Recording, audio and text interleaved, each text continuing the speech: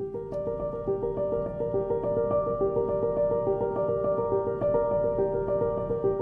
my name is Rebecca, and this is my guest. What is your full name? My full name is Ida B. Wells Barnett. Where were you born? I was born on July 16th, 1862 in Holly Springs, Mississippi. Do you have any siblings? Yes, I do. I am one of 8 children. My parents and one of my siblings died in the yellow fever outbreak, leaving me to take care of my other siblings. Any family outside of your parents and siblings? In 1895, I married famed African-American lawyer Ferdinand Barnett. What was your childhood like? Well, I was born into slavery during the Civil War, but like many other Black Americans in slavery, I was freed by the Emancipation Proclamation in 1865. How are your parents during these historical times? Once the war ended, my parents became politically active in Reconstruction era politics. What impact did your parents have on your influential upbringing? My parents prayed the importance of education, so I enrolled at Ross College, but was expelled when I started a dispute with the university president. At 14, I began teaching in a country school. What other jobs did you have before becoming a journalist? After attending college, I became a teacher. At 20, I started a career in civil rights, later leaving to become a journalist.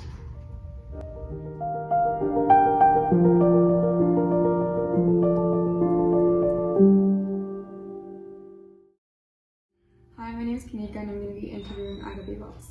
So, why did you devote yourself to journalism? As mentioned before, my career really took off after the war fiasco on the train in 1884 while I was riding the Cheesecake Ohio and Ohio Railroad Ladies Car. The staff asked me to move to the smoking section, and I had paid for a first class ticket, an expensive one. So for that reason, I thought I would be able to have more room on the train.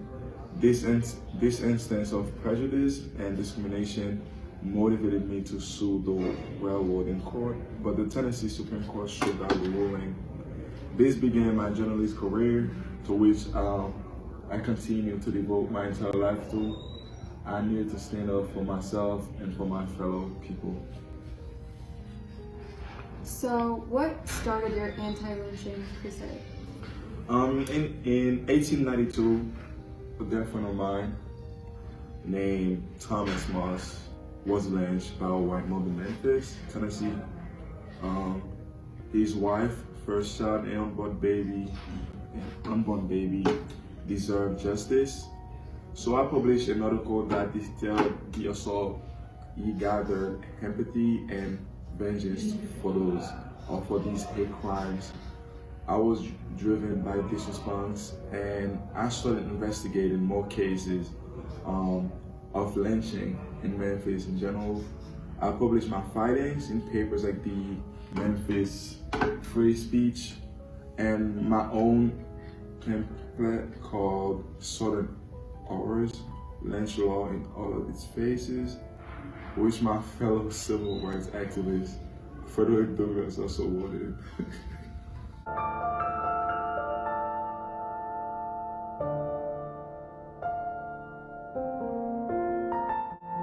Why did you end up in New York?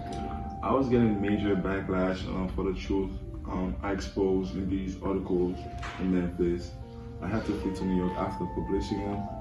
However, my move here resulted in a writing position and eventually a partial ownership of a Black newspaper called the New York Age, where I got to keep publishing my investigative articles.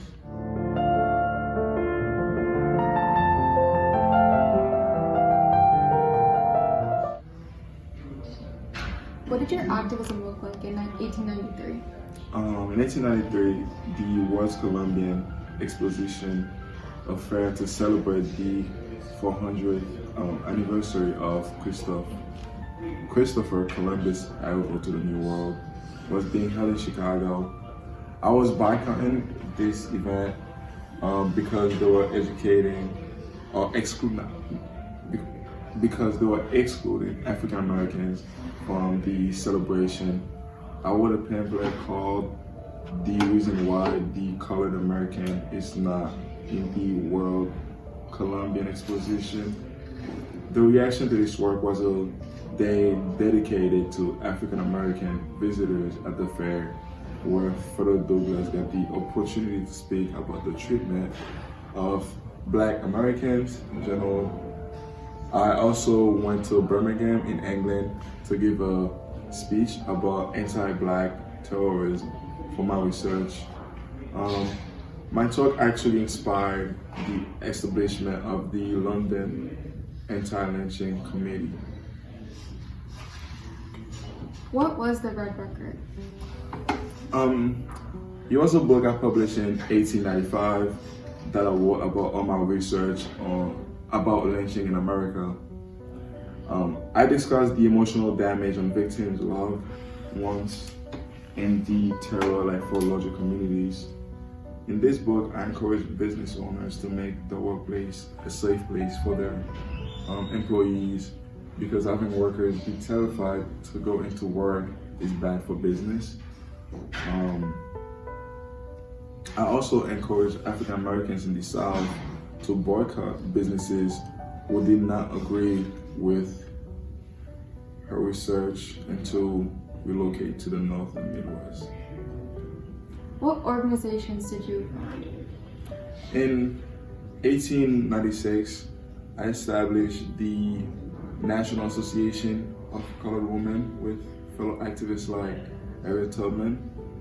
Our association goals included women's suffrage. That's a great pause.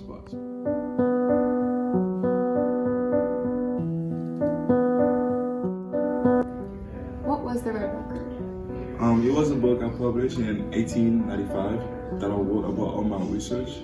My research is on lynchings in America.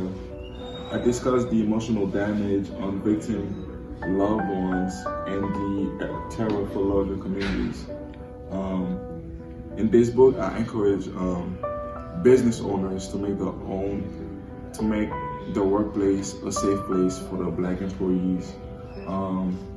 Because having workers be terrified to go into work is bad for business. And also encourage African Americans in the South to boycott businesses who did not agree with my researches and to relocate to the North and Midwest. What organizations did you found? In 1896, I established the National Association of Colored Women with fellow activists like Harriet Tubman. Our association goals included women's suffrage, desegregation, and equal rights for African Americans. I was also a founding member of the National Afro-American Council in 1898.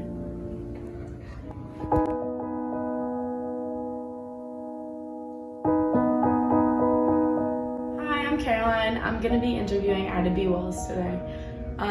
Although you're not officially named a founder of the NAACP, can you tell us a little bit about what it is in your role? Sure. The NAACP stands for the National Association for the Advancement of Colored People. I created this club as a way to spread awareness for the mistreatment of women of color that I witness on a daily basis, as I can testify myself.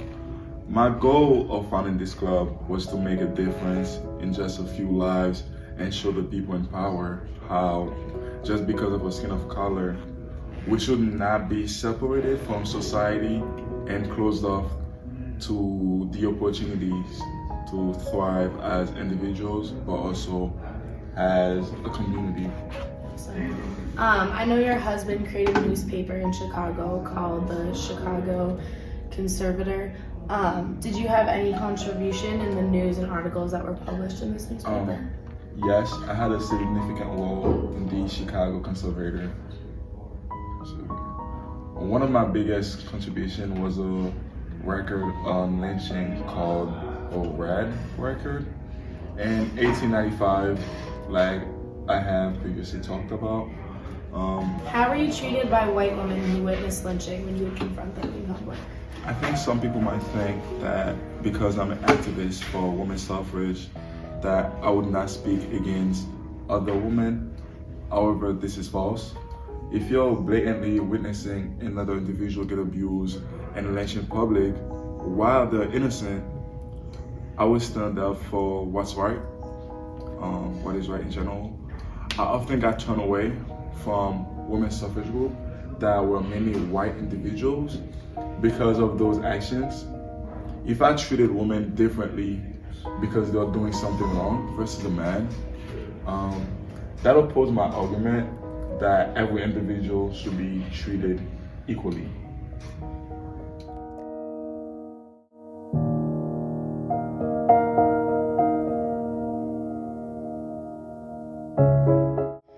Hi, my name is Brenna. I'm going to be interviewing Ida B. Wells.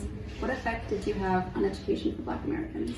In Chicago during the 1890s, I recognized there was only one private kindergarten in the district, which continuously had a waiting list that favored white children. I saw the need to create a new kindergarten to a Black church in a community which was open to any students of color. It was the first ever kindergarten specifically created for Black community. Today, Black Americans still faces inequalities when it comes to education, with disproportionate opportunities to white students. I believe that we have come a long way since the opening of my kindergarten, but there's still more progress to be made that needs to be done. Lastly, how has your work with the NFL remained relevant to this day? Well, I created the Negro Fellowship League in 1910 to open a women's house for Black men, which developed into placing Black people in jobs and hosting political meetings and gatherings.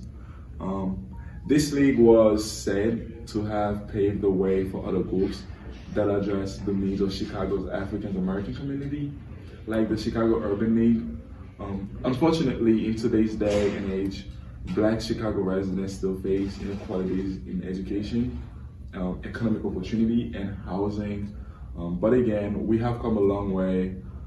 Today, Black women occupy the most powerful seats in local, city, state, and country government that they ever have.